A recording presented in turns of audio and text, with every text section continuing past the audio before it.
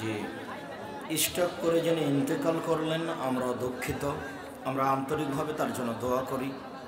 আল্লাহুম্মা মাগফির লাহু ওয়ারহামহু। আল্লাহ তুমি তাকে ক্ষমা করো, তুমি তার প্রতি দয়া করো। এবং তার আহাল পরিবারকে বলতে চাই, স্ত্রী ছেলে মেয়েকে, মরণ একদিন চলে আসবে, আজ হোক আর কাল হোক। যার কারণে আমি বইটা লিখেছি, মরণ একদিন আসবেই, আজ তার কালকে আমার। তো নিরাশা না হয়ে আপনারা ধৈর্যের পরিচয় দিয়ে তার জন্য দোয়া করবেন, তার নামে দান খায়রাত করবেন। আমি তার আহাল পরিবারকে এই মর্মে সান্ত্বনা দিতে চাই যে মরণ একদিন আসবেই, তার আমার সবার। এটাকে বড় করে দেখিয়েন না, তার জন্য ক্ষমা চান, তার নামে দান খায়রাতের চিন্তা ভাবনা করেন। আমি আমার দিনী ভাই বোনকে আলিতে সম্পত্তিকে সংগ্রহ করার জন্য অনুরোধ জানাচ্ছি। আপনি যে এলাকায় এসেছেন, এলাকার অধিকাংশ মুসলিম চিশতিয়ার ভক্ত, অনুরাগী, যারা গরুর গোশত খাওয়া ঘোর বিরোধী। গরুর গোশত খাওয়া যাবে না এই কথা বললে তো মুসলমান থাকে না। এখন চিশতিয়া তরিকার মানুষেরা কেমন তা তো বলতে পারি না, তবে চিশতিয়া তরিকার লোক আছে এটা আমিও জানি। তো চিশতিয়া তরিকার যারা দিনী ভাই বোন, এই হিসাব থেকে আপনাকে ফিরে আসতে হবে। গরু হালাল প্রাণী, তাকে হারাম মনে করলে তো তাহলে মানুষ মুসলমান থাকে না, মুরতাদ হয়ে যায়। তা আপনার ভয়াবহ জীবন ফিরে আসুক মরার পরে, এটা আমরা চাই না। আমরা যেভাবে আল্লাহ এবং আল্লাহ রাসূলকে মানি সেভাবে মানার চেষ্টা করেন, ভালো হবে। কোনো হাদিসে বা কোরআনে আছে যে নবীজির পিতামাতা জাহান্নামে যাবে, নবীজির পিতামাতা জান্নাতে যাবে, এরকম কোনো হাদিস নেই। আর আল্লাহর নবী তার মায়ের ক্ষমা চাওয়ার অনুমতি পাননি। বুখারী মুসলিমের হাদিসে এইভাবে এসেছে, আবু হুরায়রা রাদিয়াল্লাহু তাআলা আনহু বলেন, যারা রাসূলুল্লাহ সাল্লাল্লাহু আলাইহি সাল্লাম উম্মা কাবরিহি, আল্লাহর নবী তার মায়ের কবর জিয়ারত করলেন। ফাবাকা, তিনি কাঁদলেন। ওয়াবকা মান হাওলাহু, এবং আশেপাশে যারা ছিল তাদেরকে কাঁদালেন। এরপরে তিনি বলছেন, ইস্তাজান্ত রব্বি, আমি আমার প্রতিপালকের কাছে অনুমতি চাইলাম। আন আস্তাগফিরা লি উম্মি, আমি আমার মায়ের জন্য ক্ষমা চাইব।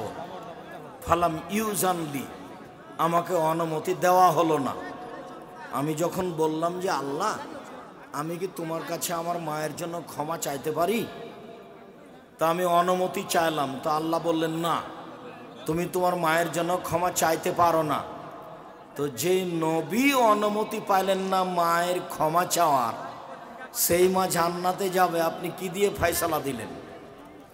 নবী নিজে অনুমতি চাইলেন আল্লাহর কাছে ক্ষমা চাওয়ার মায়ের জন্য। তারপর উনি বলছেন, ওয়াস্তাজান্তহু আন আজুরা কাবরাহা, আমি অনুমতি চাইলাম আল্লাহ, আমার মায়ের কবর দেখতে যেতে পারি কি?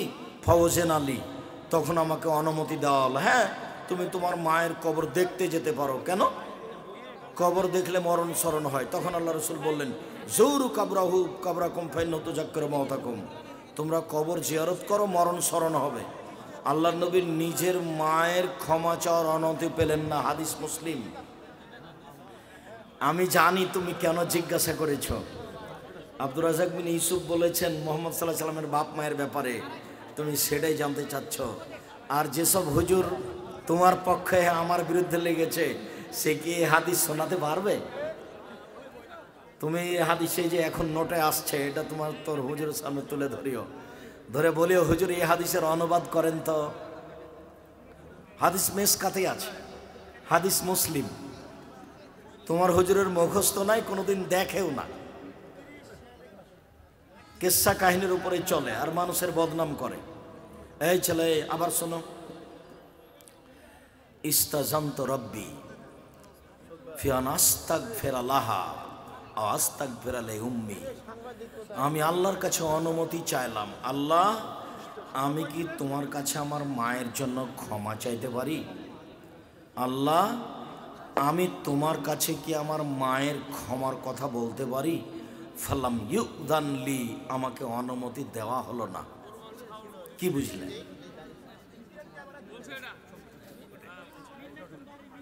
নিকট কি নিকট ব্যক্তি আত্মীয় যদি হানাফি ও মিলাদ এর দাওয়াত করে তাহলে হালকা মিলাদ না পড়ে কোনোটাতে যাওয়া যাবে না। হালকা মিলাদ পড়ুক আর না পড়ুক, মিলাদের দাওয়াত হারাম, মিলাদের দাওয়াত হারাম।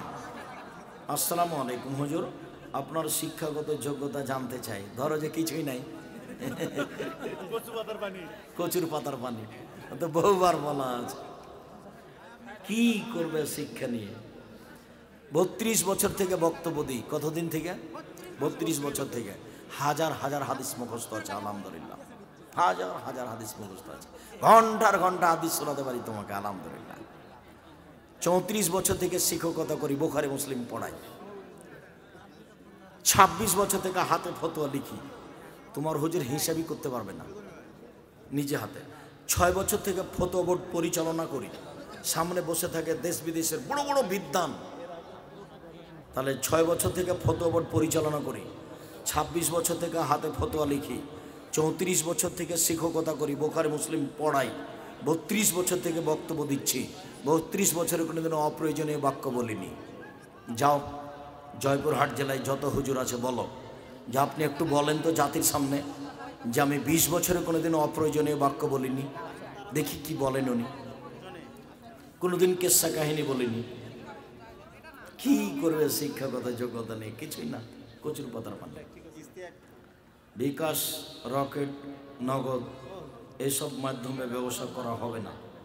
নিরুপায় ব্যবহার করছে, এটা ভিন্ন কথা।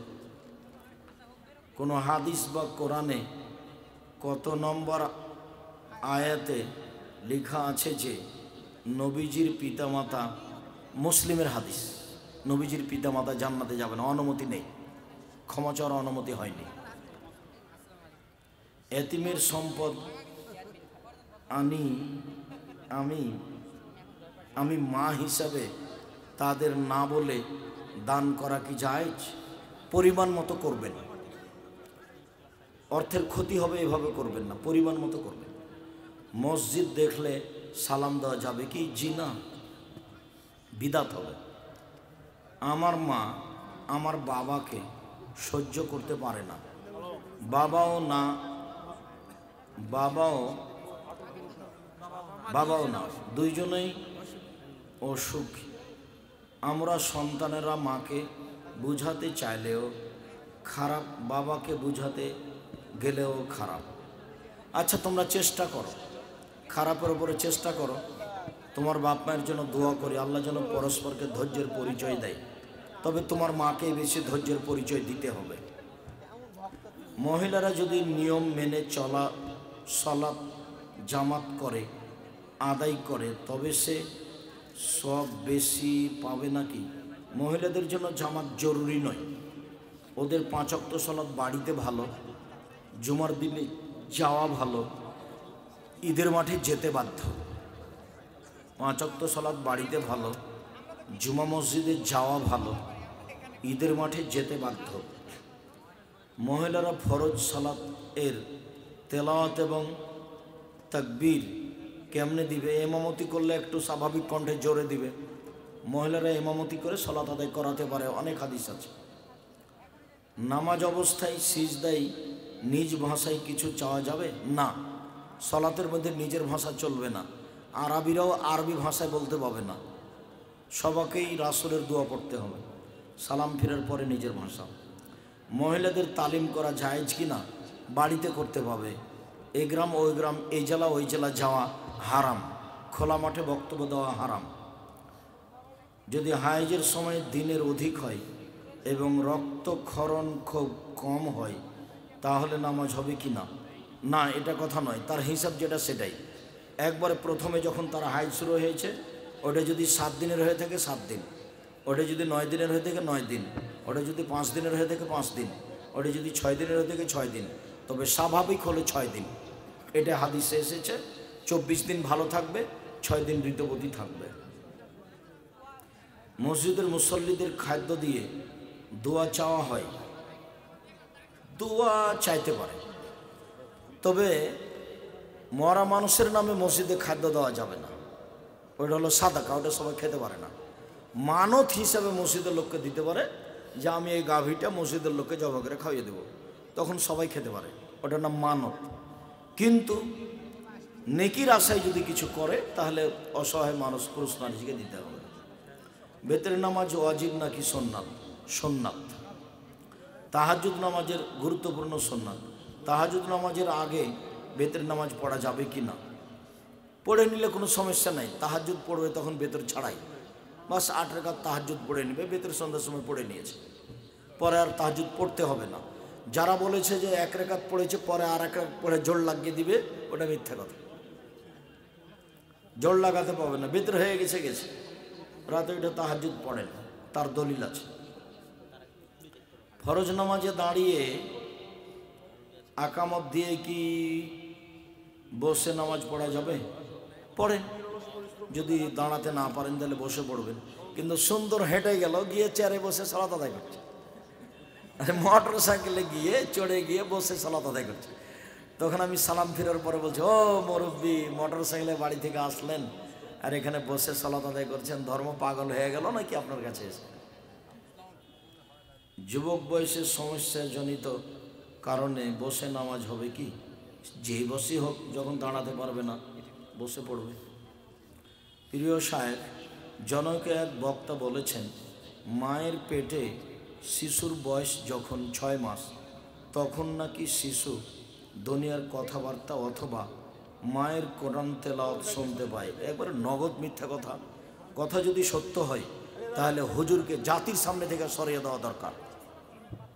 এবার আন্তর্জাতিকভাবে না করে দিতে হবে। যেমন ওইসব হুজুররা বলে যে কবরের পাশে দাঁড়িয়ে বলছে সেন্ট পাচ্ছে, যাই অবাক কথা।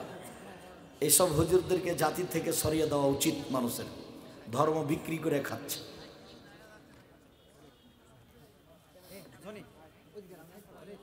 ঠোঁটের নিচের চুল কাটা যাবে কি? যাবে না। ঠোঁটের নিচে যেটা আছে সেটা দাড়ি, সেটা নিষেধ। সাম্প্রতিক সময়ে সৌদি আরবে বৃষ্টির পর মরুভূমির বিভিন্ন জায়গার সবুজ অরণ্যে দেখা গিয়েছে। অনেকে বলছেন এটা কিয়ামতের লক্ষণ। ঠিকই বলছেন। আল্লাহ নবী বলেছেন মরুভূমি সবুজ এলাকা হয়ে যাবে, ভালো ফসলাদি দিবে। যেই সব এলাকাতে কোনোদিন ঘাস পাতাও ছিল না সেসব এলাকাতে শস্য হচ্ছে, এটা কিয়ামতের লক্ষণ। বিভিন্ন গণমাধ্যমে দেখাচ্ছে তুরস্কে ফোরাত নদীর পানি শুকিয়ে যাচ্ছে। ফোরাত নদীর পানি শুকিয়ে যাওয়া কিয়ামতের লক্ষণ হতে পারে। ইমাম মাহাদি ও ঈসা আলাইহিস সালামের আগমন সম্পর্কে একটু জানাবেন। আসবেন এ কথাই ঠিক। তার নাম হবে নবীর নাম, তার বাপের নাম হবে নবীর বাপের নাম, ওই বংশ থেকেই আসবে। ওই মরণ একদিন আসবে এই বই দেওয়া আছে, মরণ একদিন আসবে এই বই দেওয়া আছে, কিয়ামতের পূর্ব লক্ষণে দেওয়া আছে। দেখেন মরণ একদিন আসবে এই বই নিয়ে যান। 200 টাকা 150 টাকা আপনার কাছে যে কোনো সময় বেশি না হয়। আমি জাতিকে ফাঁকি দিয়ে কোনো কলম ধরিনি। মরণ একদিন আসবে এই বইয়ে ইমাম মাহাদির পরিচয় দেওয়া আছে।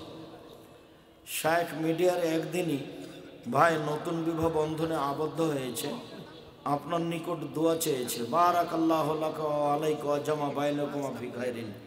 আল্লাহ তোমাদের দাম্পত্য জীবন কবুল করুক, তোমাদের কবুল করুক, আল্লাহুম্মা আমিন। ধর্মের নামে ছবি ভিডিও করা কি জায়েজ? ধর্মের নামে জায়েজ, কার কতটুকু উদ্দেশ্য আল্লাহ ভালো জানে। নাহলে আমি তো যখন সামনে থেকে ছবি ধরা শুরু করে বেশি, তখন আমি কাপড় দিয়ে মুখটা ঢাকার চেষ্টা করি। আমি তো এই ছবি চাইনি, শুধুমাত্র যারা বক্তব্য রেকর্ডিং করছে তারাই নিতে পারে। আর ওই সেলফি আমি সহজে গ্রহণ করি না। বিমানবন্দরে ঢোকে যখন হাঁটতে থাকি তখন আমার পিছনে পুরুষ নারী সবাই ছুটতে থাকে।